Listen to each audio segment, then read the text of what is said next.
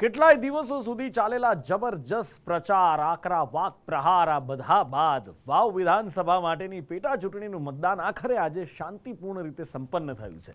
વાવમાં આ વખતે વોટિંગની ટકાવારી વધી છે. 70%થી વધુ મતદાન થયું છે. ભાજપ, કોંગ્રેસ અને અપક્ષ વચ્ચે અહીંયા ખરાખરીનો જંગ છે. ઉમેદવારોના ભાવિ ઈવીએમમાં સીલ થઈ ગયા છે અને નેતાઓની ઊંઘ ઉડી ગઈ છે.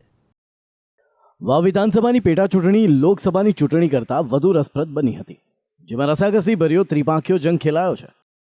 વાવમાં આ વખતે મતદાનની ટકાવારી ઉચકાયેલી જોવા મળી રહી છે. પેટા ચૂંટણીમાં વાવમાં અંદાજિત 70% આસપાસ મતદાન નોંધાયું છે, જ્યારે ગત વિધાનસભા ચૂંટણીમાં વાવમાં 64% મતદાન થયું હતું. વાવ બેઠકનું 2022ના પરિણામ પર એક નજર કરીએ તો બેઠક પર 64% મતદાન થયું હતું, જેમાં કોંગ્રેસે 1 લાખથી વધુ વોટ મેળવ્યા હતા, જ્યારે ભાજપે 86,000 વોટ મેળવવામાં સમર્થ રહ્યું હતું. આમ કોંગ્રેસે 15,000 મતોથી જીત મેળવી હતી. જોકે હવે ઉમેદવારોના ભાવિ ઈવીએમ મશીનોમાં કેદ થઈ ગયા છે.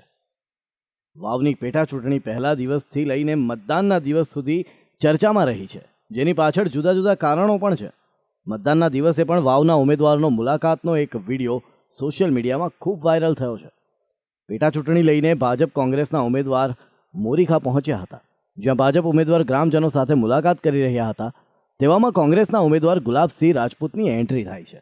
ગુલાબસિંહને આવતા જ જોઈ સહજતાથી સ્વરૂપજી તેમની સાથે હાથ મિલાવવા હાથ લંબાવે છે, પણ હાથના પંજાના ઉમેદવાર ગુલાબસિંહ હાથ મિલાવવાના બદલે હાથ જોડી રામ રામ કરી અભિવાદન કરે છે અને વાવમાં ગુલાબ ખીલશે તેમ કહી મીઠી સ્માઇલ આપે છે. તો આના એક દિવસ પહેલા પણ ડોર ટુ ડોર પ્રચારનો વિડીયો વાયરલ થઈ રહ્યો છે, જ્યાં કોંગ્રેસના સાંસદ ગેનીબેન ઠાકોર પ્રચાર કરતા ભાજપના કાર્યાલયમાં પહોંચી જાય છે અને ભાજપના નેતાઓ સાથે મુલાકાત કરી ગુલાબનું ફૂલ આપે છે. હાલ તો ભાજપ કોંગ્રેસના નેતાઓ અને અપક્ષના લડવૈયા પોતપોતાની જીતના દાવા કરી રહ્યા છે.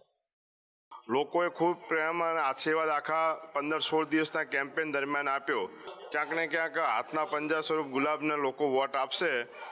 છેક અહીંયા પહેલા બૂથથી લઈને છેલ્લા બૂથ સુધી એક તરફી વાતાવરણ કોંગ્રેસ તરફી રહેવાનું છે. તો આજે વાવ વિધાનસભાની પેટા ચૂંટણીનો મતદાનનો દિવસ છે અને મતદાન એક મહાદાન કહેવાય છે.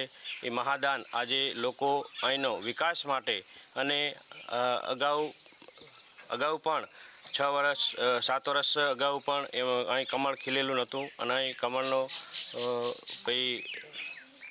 કમળ ખીલેલું નહોતું અને આજે કમળ ખીલાવવા માટે લોકો 18 આલમ આતુર છે. આમ હાલ ચૂંટણી પરિણામ જાહેર થયા સુધી તો સૌ કોઈ જીતનો દાવો કરી શકે છે અને ઉજવણી કરી શકે છે, પરંતુ જનતાની નસ પારખવામાં કોણ સફળ સાબિત થયું છે, જનતાને કોના પર વિશ્વાસ છે, તે તો 23 નવેમ્બરના રોજ મતના પિટારા ખુલ્યા બાદ જ માલુમ પડશે. બ્યુરો રિપોર્ટ, સંદેશ ન્યૂઝ.